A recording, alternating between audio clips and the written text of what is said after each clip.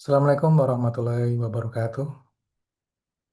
Syukur Alhamdulillah, hari ini kita masih diberikan nikmat kesehatan dan kelapangan.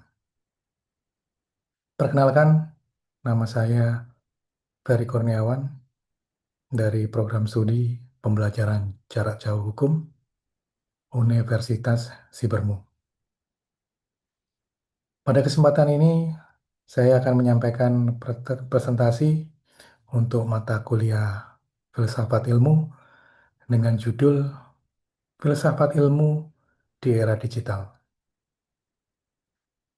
Pertanyaan yang sering muncul di tengah masyarakat saat ini terkait dengan perkembangan teknologi dan ilmu pengetahuan, yaitu apakah filsafat ilmu masih penting dan relevan di era digital atau hanya sekedar wacana.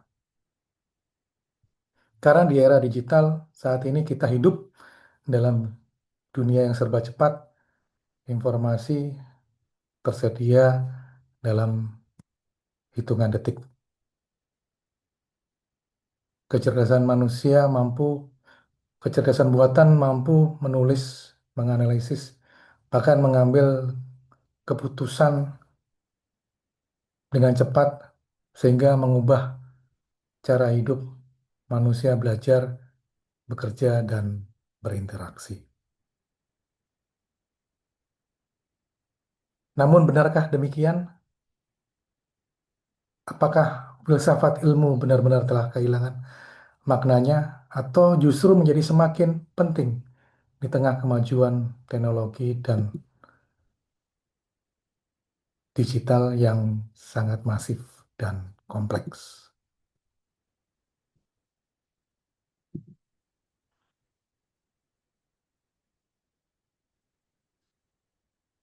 Untuk menjawab pertanyaan tersebut, saya membagi pembahasan di materi presentasi ini dalam tiga bagian. Yang pertama adalah apa sih filsafat ilmu dan karakteris- karakteristiknya dalam era digital. Kemudian yang kedua, problematik ilmu dan peran filsafat. Dan yang ketiga adalah tantangan dan peran filsafat ilmu buat Indonesia.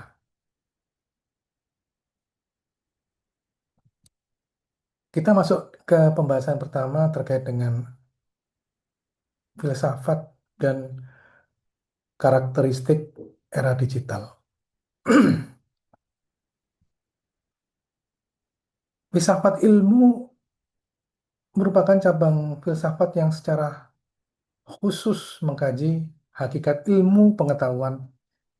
Fokus utamanya bukan pada penemuan teknologi baru atau eksperimen empiris, melainkan pada refleksi mendasar tentang apa itu ilmu, bagaimana ilmu itu diperoleh, serta tujuan apa ilmu digunakan. Surya Sumantri menyampaikan bahwa filsafat ilmu mencakup tiga dimensi utama, yaitu ontologi, epistemologi, dan aksiologi. Secara ontologi, filsafat ilmu membahas pertanyaan tentang apa yang menjadi objek ilmu. Ontologi mempertanyakan hakikat realitas yang diteliti oleh ilmu, apakah objek ilmu bersifat material, non-material, atau kedua-duanya. Dalam konteks ini, ilmu tidak hanya mempelajari gejala yang tampak, tetapi juga berusaha memahami struktur dan keteraturan realitas secara rasional dan sistematis.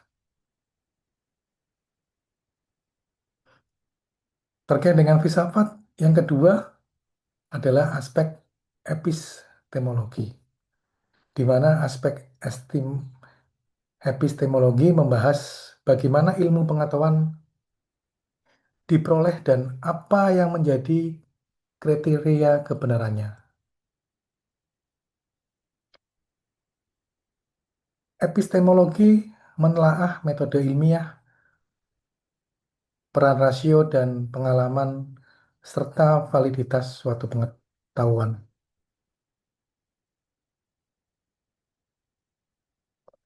Menurut Popper, kebenaran ilmiah bersifat tentatif dan terbuka untuk diuji serta disangkal melalui kritik rasional.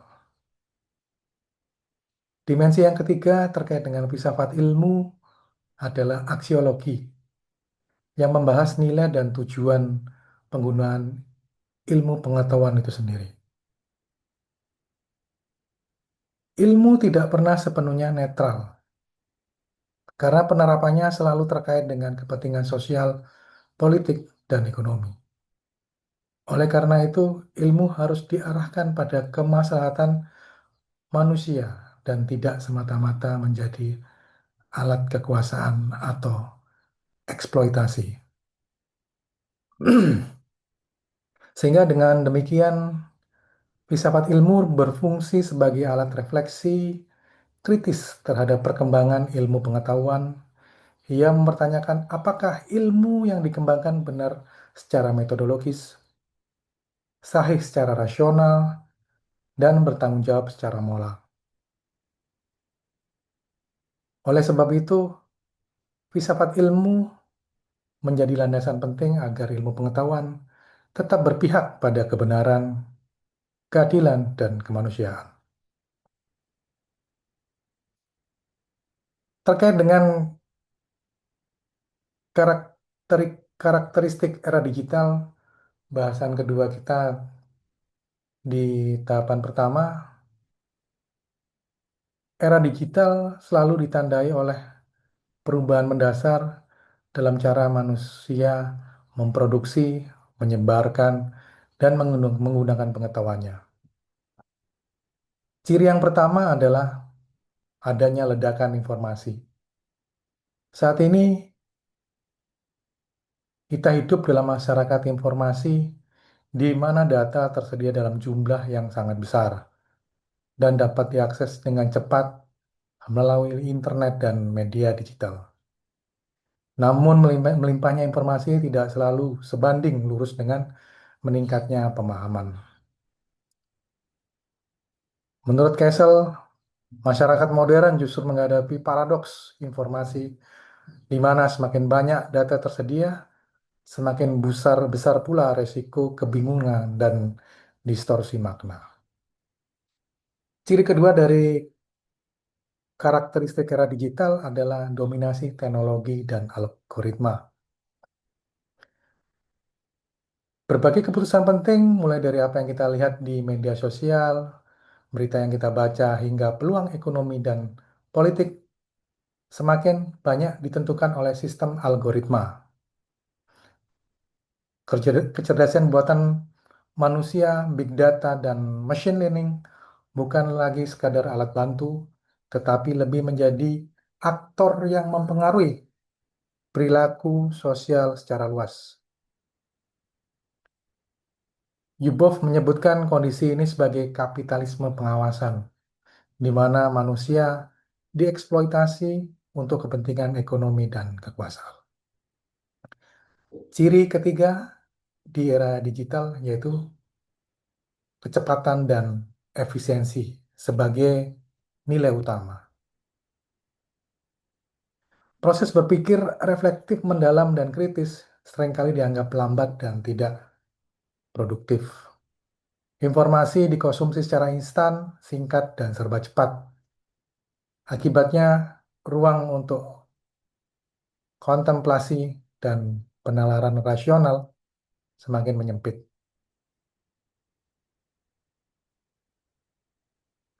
Ciri keempat yang tidak kalah penting adalah kaburnya batas antara kebenaran dan opini. Di era digital, hoax, disinformasi dan manipulasi menjadi persoalan serius dalam kehidupan. Media sosial memungkinkan setiap orang menjadi produsen informasi, namun tidak selalu disertai dengan tanggung jawab. Arendit telah mengingatkan bahwa ketika fakta dan opini tidak lagi dibedakan secara jelas, maka ruang publik akan kehilangan fondasi dan kebenarannya. Dalam konteks ini, ilmu pengetahuan tidak lagi dapat dipandang sebagai sesuatu yang netral dan bebas nilai.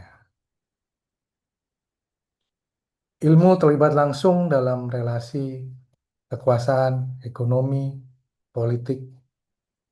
Pengetahuan dapat digunakan untuk emansipasi dan kesejahteraan manusia, tetapi dapat menjadi alat dominasi, kontrol, dan legitimasi kepentingan tertentu.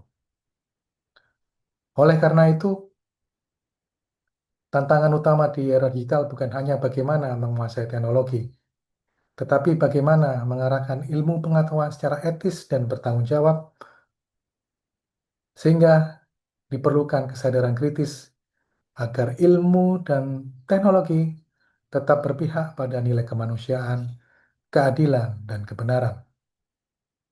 Tanpa refleksi filosofis dan etis, ilmu pengetahuan berisiko tereduksi menjadi instrumen teknis yang melayani kepentingan sempit, bukan sebagai sarana pembebasan dan pencerahan manusia.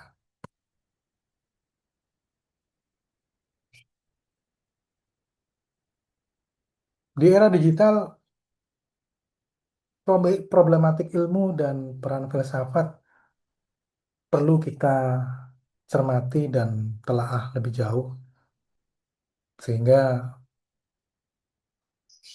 strategi atau hal-hal yang bisa kita persiapkan untuk menghadapi era digital bisa kita jabarkan. Di era digital, problem utama ilmu pengetahuan adalah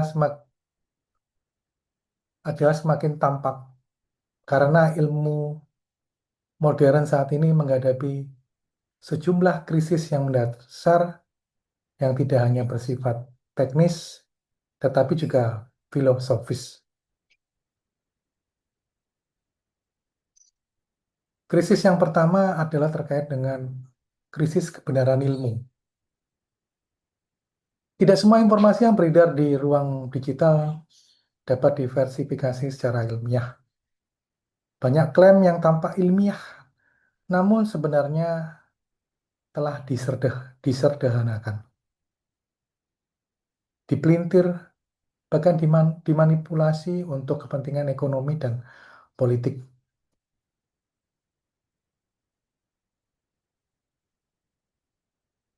Kemudian krisis yang kedua adalah reduksi ilmu menjadi instrumen teknis. Ilmu seringkali dipahami semata-mata sebagai alat untuk mencapai efisiensi, keuntungan ekonomi, dan kekuasaan. Rasionalitas ilmu direduksi menjadi rasional instrumen. Habermas telah mengingatkan bahwa ketika ilmu hanya dilihat dari sebagai alat teknis, maka tujuan pencarian kebenaran akan tergeser oleh kepentingan pragmatis semata. Krisis yang ketiga adalah krisis etika ilmu pengetahuan. Perkembangan kecerdasan buatan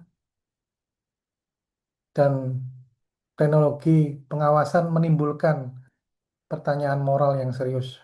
Apakah semua yang secara teknologi mungkin dapat dibenarkan secara etis? Jonas telah menyampaikan kemajuan teknologi modern menuntut tanggung jawab etis yang lebih besar, karena dampaknya tidak hanya bersifat lokal, tapi juga global dan lintas generasi.